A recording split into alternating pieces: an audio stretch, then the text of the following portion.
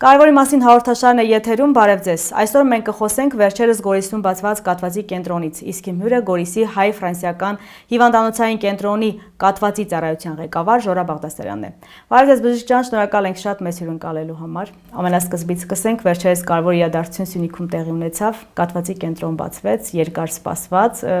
փորձենք մանրամասնել նախ որտեղից ծնվեց մտահղացումը եւ կենտրոնը ինչ ծառայություններ է մատուցելու քաղաքացիներին։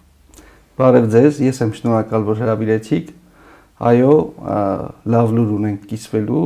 մեր սյունեցիների հետ։ Սյունիքում վերջապես մենք ունենք կաթվածի կենտրոն, դա հաջողվեց ունենալ, ինչպես նշեցիք, հայ-ֆրանսիական հիվանդանոցային կենտրոնում, որովհետև այնտեղ կար համապատասխան սարքավորումներ եւ ինֆրաստրուկտուրա, որպեսզի այդ ամենը գործեր, եւ հիմա դա արդեն իրականություն է եւ Սյունիքում կաթվածի կենտրոնը գործում է։ Փորձենք մանրամասնել, ինչ ասել է կաթվածի կենտրոն, ինչ ծառայություններ եք մատուցելու, հանրապետությունում որերորդն է որպես այդպեսին բացված եւ արդյոք կարողանալու եք ամբողջ ծավալով հիվանդին բուժել այն ինչ որ հնարավոր է այդ պահին հիվանդի համար անել եւ ոչ թե կլինի սա առաջին բուժօգնության կենտրոն, որ պետք է հետո տեղափոխեն մայրաքաղաք, այլ հենց տեղում ամբողջովին իր բուժումը կստանա հիվանդը։ Շատ ծավալուն եւ շատ լավ հարցեր տվեցիք, ես եթե դեմ չեք մի փոքրել հերվից գամ, կաթված ընդհանրապես որպես հիվանդություն, մարդասպան հիվանդություն է եւ ամբողջ աշխարհում եւ Հայաստանի Հանրապետությունում երկրորդ տեղն է զբաղեցնում մահվան պատճառների մեջ։ Կաթվածը նաեւ հանդիսանում է ինվալիդության հիմնական պատճառներից մեկը եւ կաթվածի հետևանքով նաեւ դեմենցիա առաջանում, հիշողության կորստով ուղեկցվող հիվանդություն, այսինքն կաթվածը շատ լուրջ հիվանդություն է, ինչպես ամբողջ աշխարհում, նաև Հայաստանում։ Եվ կաթվածի բուժման գոյություն ունեն ժամանակակից մեթոդներ, որոնց կիրառումը շատ ավելի բուժելի է դարձնում այս հիվանդությունը եւ շատ ավելի լավ արդյունքներ ենք մենք ունենում, երբ կիրառվում են այդ նորագույն մեթոդները։ 2019 թվականից պետության անմիջական աջակցությամբ այս նորագույն բուժումները Հայաստանի Հանրապետությունում հասանելի դարձան եւ դա շատ մեծ քայլ էր եւ կարելի ասել ռևոլյուցիոն քայլ էր կաթվածի բուժման ասպարեզում եւ լավը այն էր որ այդ բոլոր բուժումները իրականացվում են պետական պատվերի շրջանակներում, քանի որ այդ բուժումները շատ թանկարժեք են, միլիոնների մասին է խոսքը, շատ կարևոր էր, որ պետությունը իր վրա վերցրեց այդ պատասխանատվությունը եւ Հայաստանի Հանրապետության բոլոր քաղաքացիների համար փաստացի այդ բուժումները անվճար են։ Դա շատ ուրախալի եւ լավ լուր էր, բայց քանի որ այս նորագույն բուժումները շատ ժամանակ կախյալ են, այսինքն պետքա շատ արագ գործել ժամերի ընթացքում, ստացվեց այնպես, որ մայրաքաղաքից հեռու մարզերի բնակչությունը շատ փոքր հասանելիություն ուներ այս լավագույն բուժումների առումով եւ բնականաբար Սյունիքը որպես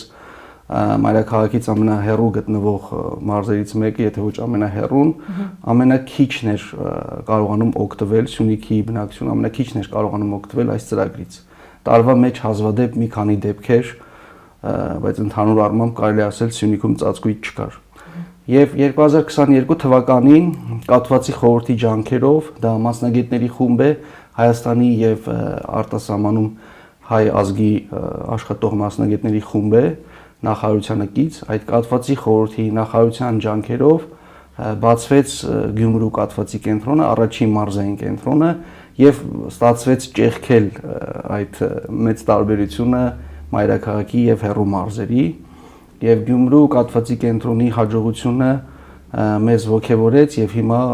2026 թվականին վերջերս սկսեց գործել նաեւ Գորիսի կաթվածի կենտրոնը։ Ինչ բուժումներ են իրականացվում եւ ովքեր են դա իրականացնելու եւ ինչ ծավալով են այս բուժումները լինելու։ Այո, դա շատ կարեւոր է։ Դա կարեւոր հարց է, այո։ Սա լիարժեք կաթվածի կենտրոն է, այսինքն այստեղ կատարվում են բոլոր բուժումները, իշեմիկ կաթվածի հետ կապված եւ կարիք չի լինելու, որ հիվանդը տեղափոխվի մայրաքաղաք, այսինքն ինչ որ մի մասը չի իրականացվելու, այլ լիարժեք փակվելու է, այսպես ասած, իշեմիկ կաթվածը։ Այստեղ երկու բուժումների մասին է խոսքը։ Մի բուժման դեպքում տրոմբոլիտիկ թերապիա է արվում,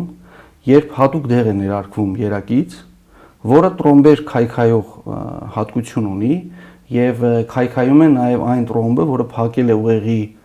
սնուցող անոթը եւ փաստորեն ստացվում է, որ անոթը վերաբացում ենք մենք եւ ուղեղի արյան շրջանառությունը վերականգնում ենք։ Այս դեղի էությունը հենց դա է եւ այդ տրոմբոլիտիկ թերապիայի էությունը այն է, որ վերականգնում ենք խաթարված ուղեղի արյան շրջանառությունը։ Իսկ մյուս մեթոդը կոչվում է մեխանիկական տրոմբեկտոմիա, դա վիրահատական, բայց ներանոթային վիրահատական միջամտություն է, նման սրտի անոթների էնդովասկուլյար միջամտություններին, երևի լսած կլինեք սրտի անոթների ստենտավորման մասին, այդ նույն սկզբունքով ներանոթային ճանապարհով առանց գլուխը բացելու, այսպես ասած, կատարվում է միջամտություն եւ տրոմբը, որը խցանել է ուղեղը սնուցող անոթը, մեխանիկական ճանապարհով հեռացվում է։ Այսինքն մենք բացում ենք ուղեղի տրոմբով խցանված անոթը, մի դեպքում քիմիական եղանակով, այսինքն դեղի ներմուծմամբ, մյուս դեպքում արդեն վիրահատական եղանակով։ Դա արդեն կախված հիվանդի վիճակից։ Թե նայած որ անոթներն են ախտահարել, կախված արդյոք այդ անոթը հասանելի է վիրահատության համար, այսինքն անոթը պետք է բավականաչափ խոշոր լինի, որպեսզի վիրահատական ճանապարհով մենք կարողանանք այն բացել։ Իսկ եթե այդքան խոշոր չի անոթը, որ վիրահատական ճանապարհով հնարավոր լինի այն բացել, ուրեմն մենք դեղորայքի միջոցով ենք տրոմբը քայքայում։ Լինում են հիվանդներ, որոնք ստանում են եւ դեղորայքային բուժումը եւ մեխանիկական տրոմբեկտոմիան վիրահատական բուժումը։ Բացի նրանից, որ մենք կունենանք մարդիկ, որոնց կարողանանք իրականացնել այս բուժումները, կաթվածի կենտրոնը նաև այլ հարցեր է լուծում։ Ընդհանուր հիվանդների մոտավորապես 15-20%-ին է հնարավոր իրականացնել այս բուժումները, այսինքն փոքրամասնությունն է ենթակա այս բուժումներին, որովհետև մնացած 80%-ի մոտ այս կամ այն բժշկական հակացությունների պատճառով այս բուժումները հնարավոր չի իրականացնել, բայց կաթվածի կենտրոն հասկացողությունը դա ամբողջ աշխարհում ընդունված է եւ բոլոր կաթվածով զբաղվող բժիշկները գիտեն, որ հիվանդը ոչ միայն օգուտ է ստանում այս նորագույն բուժումներից, այլ ընդհանրապես, եթե հիվանդը բուժվում է կաթվածի կենտրոնում, այսինքն ստանում է պրոֆեսիոնալ օգնություն, բուժման արդյունավետությունը աճում է։ Նույնիսկ այն հիվանդները, որոնք չեն ստանա այս բուժումները, եթե իրենք բուժվում են կաթվածի կենտրոնում, արդյունքները անհամեմատ ավելի լավ են լինում, դա ամբողջ աշխարհում եւ նաեւ Հայաստանում ապացուցված է։ Ես հենց ուզում էի հարցնել, մենք ինչպիսի պատկեր ունենք 19 թվականից մինչ այժմ ներդրված այդ ծառայության առումով, եթե կարողանաք ընդհանրական ներկայացնել, հիմնականում ինչ խնդիրներ են եղել, քանի տոկոսին եք կարողացել լիարժեք վերականգնել, եթե իհարկե տոկոսը այսպես չեք կարող ասել, մոտավոր այսպես պատկեր ներկայացնեք։ Եվ արդյոք շատ բաներ նաև հիվանդից չի կախված։ Հիվանդի հետևողականությունից, այն ուղղորդումները, որոնք որ դուք տալիս եք դրանք պահպանելուց կամ թեկուզ նորմալ բժշկի հաճախելուց, պարբերաբար հաճախելուց եւ ոչ թե մեկ անգամ գալ, 10 անգամ չգալ, դեղը մի անգամ խմել, 20 օր չխմել եւ այդպես շարունակ, որովհետեւ դուք կարող եք ծառայությունը բերել, ներդնել, ուղղորդել, թեկուզ կաթվածի կենտրոնում մարդկանց փորձել օգնել, բայց մարդիկ հետևողական չլինեն։ Մեկ օր լավ զգան իրենց եւ դադարեցնեն այդ ընթացքը։ Հայերը մի քիչ այդ առումով բան են էլի, սենց ոչ պարտաճանաչ են։ Ճիշտ է, խնդիրները շատ են եւ խնդիրները բազմաթիվ ուղղություններով են եւ մենք պետք է հենց բազմաթիվ ուղղություններով էլ աշխատենք։ Այնպես չի, որ եթե դու փագանոթները բացում ես, ուրեմն հարցը լուծում ես։ Եթե դու ուզում ես որևէ երկրում, որևէ տարածքում կաթվածի ազդեցությունը մաքսիմալ թույլատրել, ամենաճիշտ, ամենաազդեցիկ եւ ֆինանսապես էժան տարբերակը դա կանխարգելումն է եւ տվյալ կա միջազգային, որ 80% դեպքերում, եթե ամեն ինչ ճիշտ ենք անում, կաթվածները 80% դեպքերում հնարավոր է կանխարգելել։ Այսինքն մենք պետք է միաժամանակ նաեւ կանխարգելիչ ուղղությունը զարգացնենք, մյուս կաթվածները, որոնք որ ենթակա չեն այս բուժումներին, այդ առումներով պետք է մենք բուժման որակը բարձրացնենք, մենք պետք է ստեղծենք նախահոսպիտալային ցանց եւ իմ այստեղ լինելու հիմնական նպատակներից մեկը հենց դա է, որպեսզի մենք քիչ-քիչ ստեղծենք ճիշտ ինֆորմացիոն դաշտ, որպեսզի բոլորը կարողանան հեշտ ճանաչել կաթվածը եւ հասկանան, թե ուր պետք է տեղափոխվի հիվանդը։ Սա վերաբերում է եւ հիվանդին, եւ հարազատներին, եւ բուժաշխատողներին, եւ բոլոր հնարավոր ինֆրաստրուկտուրաներին, որոնք կարող են շփվել կաթվածով հիվանդների հետ, օրինակ ոստիկաններ, հրշեջներ եւ այլն։ Եվ մենք հետևողականորեն այդ աշխատանքը տանելու ենք բոլոր օղակների հետ, իհարկե պետության եւ համապատասխան պետական առողջապահական մարմինների հետ միասին, որպիսի իրազեկվածությունը բարձրացնենք եւ այս առումով ժուրնալիստների դերն էլ շատ մեծ է եւ կրկին շնորհակալ եմ, որ հնարավորություն տվեցիք խոսելու այս մասին։ Տեսեք, կաթվածը պետք է շուտ ճանաչել։ Այո։ Կաթվածը պետք է շուտ ճանաչելուց բացի հասկանալ ինչ գործողություններ պետք է անել։ Իրականում շատ բարդ չէ, եթե թույլ տաք ես նշանների Այո, որոշ բաներ ես կուզենայի դուք նաև ներկայացնեիք, այն ընդհանրական նշանները։ Շատ կարճ, իրականում դա բարդ չէ։ Ես կասեմ, հետո դուք գնահատական կտաք, իմ կարծիքով բարդ չի, ցանկացած մարդ կարող է հեշտությամբ մի քանի րոպեում այդ նշանները սովորել։ Տեսեք, եթե հիվանդի մոտ, որևէ մարդու մոտ լինում է հանկարծակի դեմքի թեքվածություն, լինում է հանկարծակի խոսքի խանգարում, կամ հանկարծակի ձեռքի կամ ոտքի թմրածություն կամ թուլություն, մենք մտածում ենք կաթվածի մասին։ Առաջինը, որի մասին որ պետք է մտածենք։ Հեշտ է, չէ՞։ Դեմքի թեքվածություն, խոսքի խանգարում, ձեռքի ոտքի թուլություն կամ թմրածություն։ Սովորաբար թմրածությունը լինում է մի կողմից, կամ աջ կողմից կամ ձախ կողմից, սովորաբար եւ ձեռքն է թուլանում եւ ոտքը։ Հնարավոր է մի վերջույթը թուլանա։ Խոսքի խանգարումը տարբեր ձևի կարող է լինել, օրինակ կարող է հիվանդը խոսել թերություններով կամ չհասկանալ մեր խոսքը, տարբեր չընկալել մեր խոսքը, հրահանգները մեր չկատարել։ Նաև այնտեղ շարժումների մեջ էլ չէ, կարող է մարդը չկարողանա իր հավասարակշռությունը պահել, փորձի կանգնել, բայց չկարողանա կանգնել։ Դուք մի փոքր ավելի խորացված մյուս սիմպտոմներն եք ասում, իրականում կաթվածը բազմաթիվ սիմպտոմներ ունի եւ մեր խնդիրը այն չէ, որ բնակչությանը ինչ որ դասընթաց անենք, որ կաթվածի բոլոր սիմպտոմները իմանանք։ Դա կաթվածի նեղ մասնագետներին, բժիշկներին անհրաժեշտ։ Եթե դու մի բան ուզում ես շատ մարդու սովորեցնես, պետք է մաքսիմալ դա մարսելի հեշտ լինի։ Հիմա անգլիական արևմտյան դպրոցը այսպես է աշխատում բնակչության հետ, նույնիսկ մետրոներում, հասարակական վայրերում իրենք ցուցանակներ են կպցնում, որտեղ որ նկարագրած է այս նշանները, իրանք հապավումներով են փորձում ավելի հեշտ սովորացնել, կոչվում է fast ծանդղակ, անգլերեն բառը, որը նշանակում է արագ, face դեմք, arm ձեռք, թուլությունը նկատի ունի, speech եւ T time to call, այսինքն ժամանակն է զանգել շտապ օգնություն, այսպիսի հեշտացված տարբերակներով իրանք փորձում են բնակչությանը տալ այս մեսիջը եւ մարդկանց իրազեկվածությունը բարձրացնել։ Հիմա մենք էլ պետք է փորձենք գտնել հեշտ տարբերակներ մարդկանց սովորեցնելու։ Նաև սիմպտոմներից մեկը կարող է լինել ձեր ասած գլխապտույտ հավասարակշռության խանգարում, բալանսի խանգարումը եւ տեսողության կտրուկ առաջացած խանգարումները, ասենք մի աչքում տեսողության կորուստ կամ տեսադաշտերի կորուստ։ Նայած թե որ կենտրոնն է վնասում ուղեղի։ Այո, ու գիտենք, որ գլխուղեղը հսկում է մեր բոլոր կենսական ֆունկցիաները եւ որևէ կենտրոնի վնասումից կախված նրանից թե ինչ այդ տարածքում ինչ կենտրոններ կան, այդպիսի սիմպտոմներ են լինում։ Հիմա պետք է հասկանալ, որ այս սիմպտոմները կարող են միաժամանակ չլինել, այսինքն մարդու մոտ կարող միայն խոսքի խանգարում լինի, այդ դեպքում էլ մենք պետք է իրեն դիտարկենք որպես պոտենցիալ կաթվածով հիվանդ եւ նույն գործողությունները անենք, այսինքն պարտադիր չի բոլոր սիմպտոմները միասին լինեն եւ մի հատ շատ կարեւոր նյուանս նաեւ, որ այս սիմպտոմները կարող են լինել եւ անցնել, բայց սիմպտոմների անցնելը չպետք է որևէ կերպ որևէ մեկին հանգստացնի։ Ընդհակառակը այդ հիվանդները նորից նույն ձևով, նույն արագությամբ պետք է հասնեն կաթվածի կենտրոն։ Ես մեր բնակչությանը եւ մեր նաեւ բուժաշխատողներին կոչ եմ անում,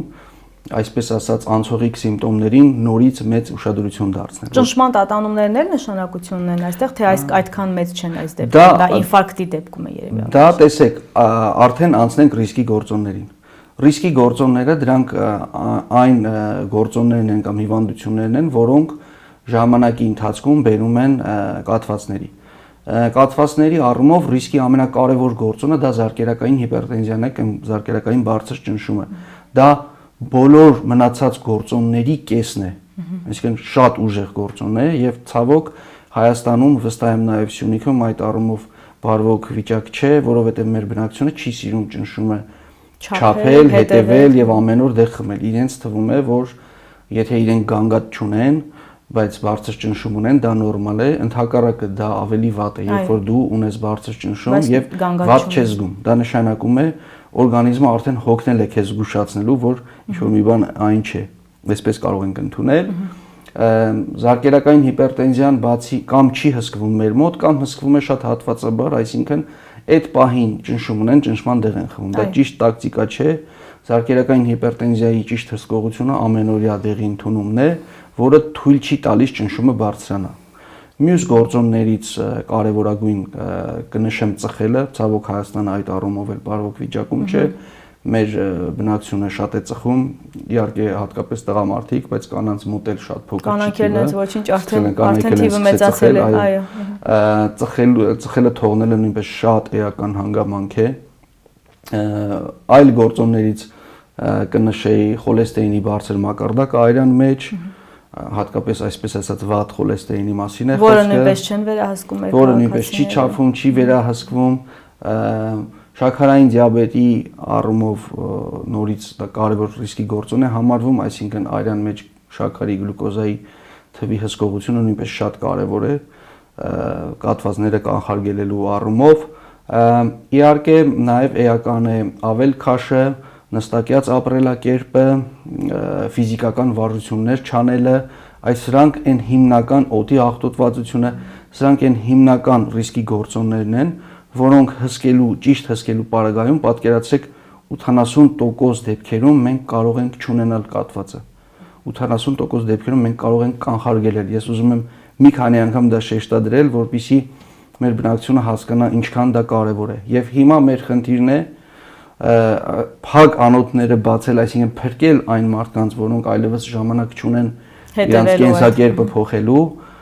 մյուս մարդկանց, ովքեր որ հնարավոր չեն այս բուժումները իրականացնել, ավելի ճիշտ բժշկական օգնություն կազմակերպել եւ միաժամանակ առաջ տանել կաթվածի կանխարգելման, ռիսկի գործոնների ճիշտ հսկողության գաղափարը, որի առումով մենք մենակ չենք, որովհետեւ այդ նույն ռիսկի գործոնները մեր կարդիոլոգ սրտաբան գոլեգաներն են կոչ անում, աշխատում, որ հսկվի, որովհետեւ կան ուղեղ անոթային, սիրտ անոթային ռիսկի գործոններ, որոնք գրեթե նույնական են։ Նույնիսկ քաղցկեղային հիվանդությունների առումով այս առողջ ապրելակերպը, այս գործոնների հսկողությունը նույնիսկ քաղցկեղային հիվանդությունների կանխարգելման առումով բավական մեծ նշանակություն կարող է ունենալ։ Այսինքն ընդհանուր առմամբ մեր բնակչությանը ավելի առողջ դարձնելու սա ընդհանուր մեծ գործի մի կարևոր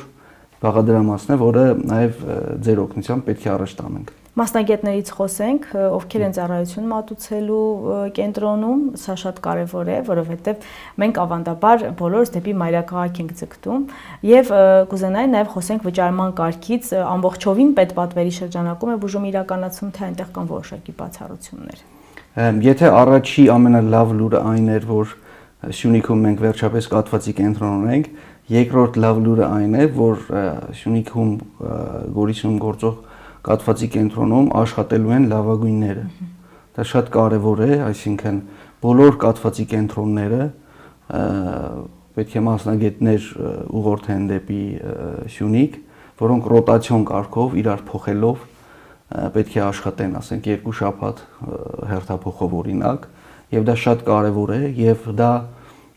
միավորում է բոլոր կաթվածի կենտրոններին եւ սա մեր կարելի ասել բոլորիս երազանքներ։ Ես միշտ ասում եմ, որ Սյունիքի կաթվածի կենտրոնը մեր բոլոր կաթվածի կենտրոնների երեխան է, որ պետք է բոլորով փայփայենք։ Հիմա տեսեք, ես Գյումրիից եմ եկել, իմ թիմակիցը Երևանից է այս պահին նյարդաբանը, հիմա երկուսով ենք։ Մյուս հերթափոխը Սուրբ Գրիգոր Լուսավորիչի թիմից են գալու եւ այսպես իրար հերթափոխելով աշխատելու ենք եւ ինքնագովես չստացվի, բայց այս կենտրոնում ընդգրկված են լավագույն մասնագետները։ Դա նույնպես շատ կարևոր է կարծում եմ եւ մշտական ապահովվածություն պետք է լինի, մինչեւ եւ բացի դրանից մի ձեռագիր պետք է լինի իմ կարծիքով։ Ընդհանուր առմամբ մենք արդեն շուտվանից մի գծի վրա ենք, մի բարբարով ենք խոսում, այսպես ասած, որովհետեւ կաթվածի բոլոր կենտրոնները իրար հետ փոխկապակցված են եւ մենք հաճախ բար դեպքերի քննարկումներ ենք անում եւ կարելի է ասել, որ մենք արդեն մի ձեռագրի մեջ ենք, իհարկե տարբերություններ որոշակի լինում են, բայց այդպիսի խնդիր մենք կարծում եմ չենք ունենա, որովհետեւ կա միջազգային լավագույն փորձ, որին բոլորս պարտավոր ենք հետևել եւ հետևում ենք եւ նաեւ մենք ունենք շատ սերտ կոնտակտներ եւ կաթվածի խորհուրդը նաեւ այդ առումով շատ կարեւոր դեր ունի, որ այս տարբեր կենտրոններին ունիֆիկացնում է եւ ստեղծում է հարթակներ, որտեղ մենք շփվում ենք եւ մեր մոտեցումները շատ մոտեցնում ենք իրար։ Ես ուրախությամբ պետք է ասեմ, որ նաեւ սա Սփյուռք եւ Հայաստան համագործակցության ռեալ օրինակ է, որովհետեւ մենք շատ ենք խոսում Սփյուռքի ու Հայաստանի համագործակցությունից, բայց միշտ չի, որ այդ համագործակցությունը շատ գործնական ու պրոդուկտիվ է ստացվում։ Այս ոլորտում շատ հստակ մենք ունենք արդյունք, երբ որ Սփյուռքում աշխատող, ապրող մեր հայրենակիցները շատ կոնկրետ ընդգրկված են այս ամեն ինչի մեջ եւ մեծ դեր ունեն եւ այս կենտրոնի, այսպես ասած, հեղինակը, այս պրոյեկտի հեղինակը եւ այս նաեւ այս կենտրոնի աշխատանքի վերահսկող մեր մասնագետը Մանվել Աղասարյանը Փարիզում է աշխատում եւ ապրում, իհարկե շատ հաճախ է Հայաստան գալիս, վերջերս էլ էր եկել եւ այսինքն, այսպես ասած, կուրացիա արվում միջազգային մակարդակի մասնագետի կողմից, որը նույնպես շատ ուրախալի է։ Այսինքն, այստեղ չկա ինչ-որ նեղ կենտրոնի շահ կամ ինչ-որ փոքր խմբի շահ, սա համընդհանուր պրոդուկտ է, որը հնարավոր եղավ ստանալ Սփյուռքի Հայաստանի ներկայացուցիչների, առողջապահության նախարարության, հայ-ֆրանսիական կենտրոնի ղեկավարության եւ նաեւ այլ բժշկական կենտրոնների, օրինակ Գորիսի բժշկական կենտրոնի եւ Սյունիքի մարզի այլ բժշկական կենտրոնների հետ համագործակցությամբ։ Սա շատ հետաքրքիր մոդել է, ուզում եմ սրա մասին էլ երկու բառ ասել։ Այս մոդելը հետեւյալն է, որ մենք համագործակցելու ենք նաեւ տեղի բժշկական կենտրոնների հետ։ Օրինակ հիմա շատ ակտիվ համագործակցություն կա Գորիսի բժշկական կենտրոնի հետ եւ մենք նաեւ հետագայում պլանավորում ենք հետարքիր մոդելներ նաեւ Կապանի բժշկական կենտրոնի եւ նաեւ ինչու՞ չէ Մեղրու բժշկական կենտրոնի, Սիսիանի բժշկական կենտրոնների հետ եւ ապագայում Քաջարանն է եկել։ Այո, տեսեք,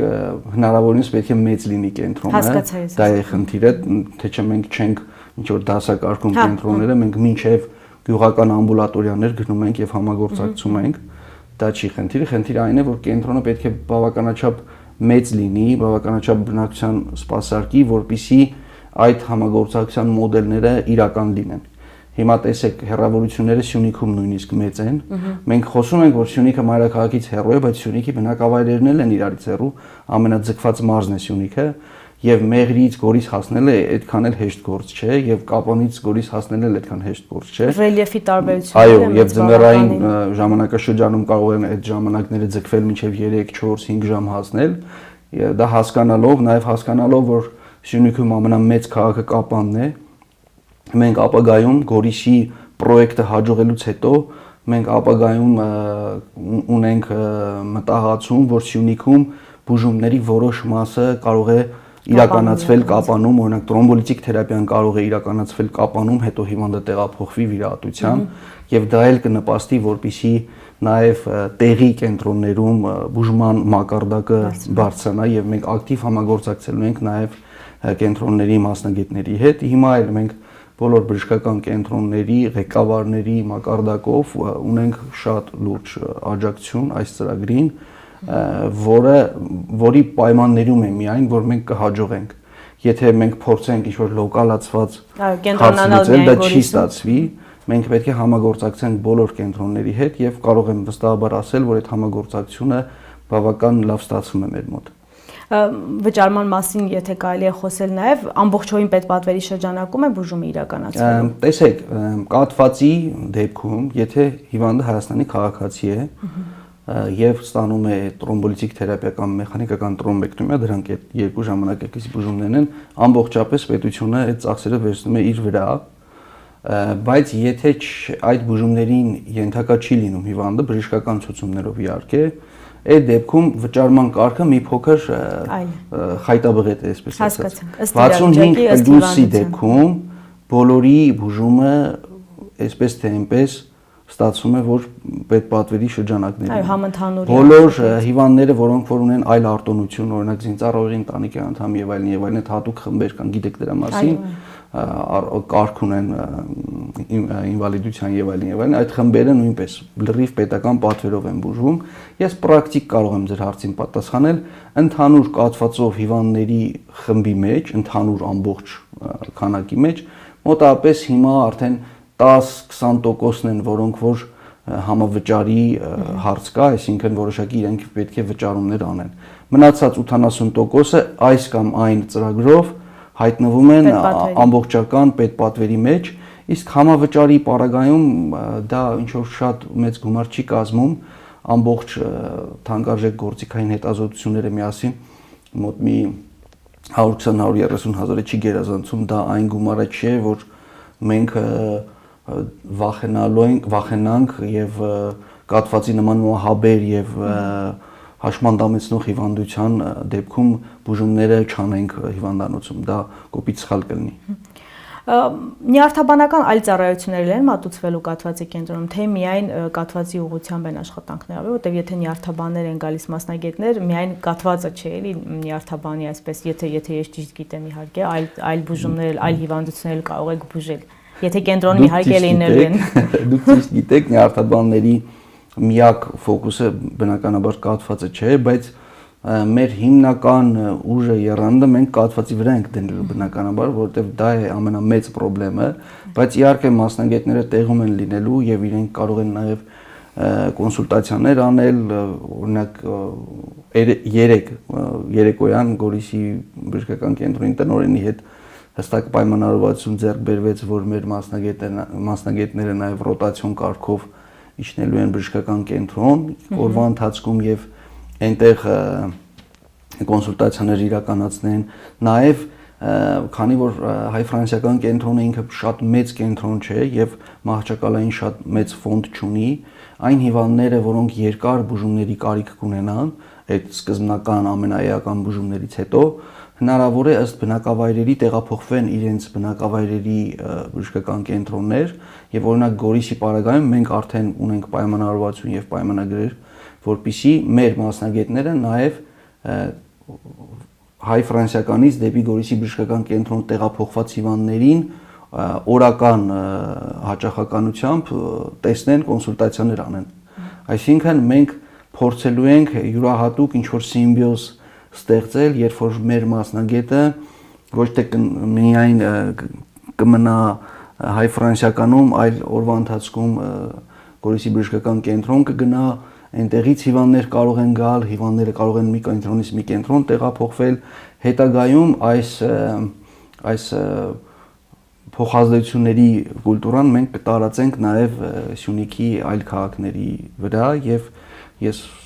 վստահ եմ, որ 1 տարի-տարիուկես հետո, երբ որ փորձենք ինչ-որ ձևի ամփոփել մեր կատարած աշխատանքը, մենք կունենանք,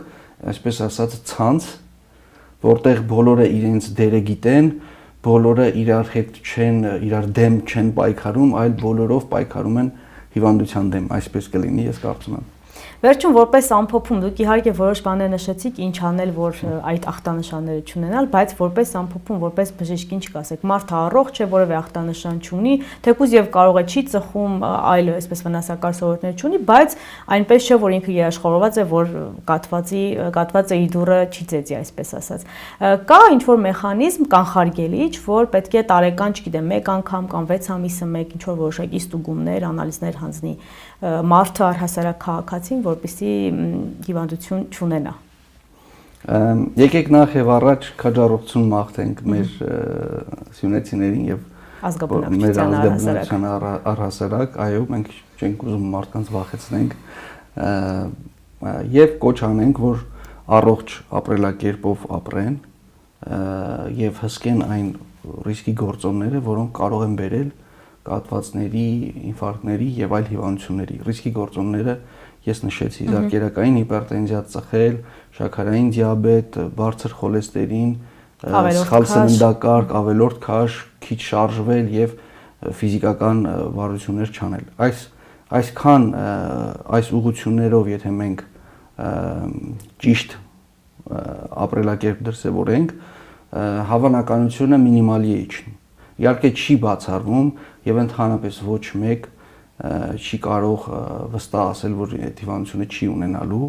որովհետեւ կան նաեւ գենետիկ գործոններ եւ այլ գործոններ եւ ոչ մի տարիքային խմբում հնարավոր չի պնդել, որ այս տարիքային խմբում կաթված չի հանդիպում։ Վերջերս Գյումրիում օրինակ ես 18 տարեկան տղա եմ վիրահատել կաթվածով հիվանդ։ Ուզում ասեմ, ճիշտ է տարիքի հետ կապված ավելի տարիքով բնակիչների մոտ ավելի շատ է հանդիպում կաթվածը, բայց բոլոր տարիքային խմբերում կարող է հանդիպել։ Մեր խնդիրն է առողջ ապրելակերպով ապրել,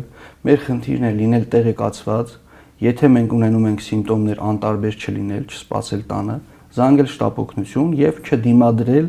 երբ որ մեզ խնդրում են տեղափոխվել կաթվածի կենտրոն, օրինակ Սյունիքում դա կարող է որոշակի խնդրեմ լինի, որովհետեւ հեռավորությունները շատ են։ Հիմա պատկերացեք, շատ դժվար կլինի մեղրից մարդուն համոզել, որ այդ սիմպտոմները ճիշտ է հետ են զարգացել, բայց պետք է գնալ եւ ստուգվել։ Այս առումներով մենք դժվարություններ կունենանք, դա ամբողջ աշխարհում կա, այնպես չի, որ մենակ մեր ազգն է այդ խնդիրները ունի, բայց պետք է հետեւական աշխատանքի միջոցով եւ բժշկական, այսպես ասած, քարոզի միջոցով հասնել նրան, որ մարդիկ իրենց վնասող ուղղություններով չգնան։ Շնորհակալություն շատ հետաքրքիր զրույցի համար։ Կարևորի մասին հաղորդաշարն է եթերում։ Այսօր մենք խոսեցինք Գորիսում վերջերս բացված կաթվածի կենտրոնի գործունեությունից եւ ոչ միայն, իսկ հիմնուրը Գորիսի հայ-ֆրանսիական հիվանդանոցային կենտրոնի կաթվածի ծառայության ղեկավար Ժորա Բաղդասարյանն էր։ Առողջ եղեք։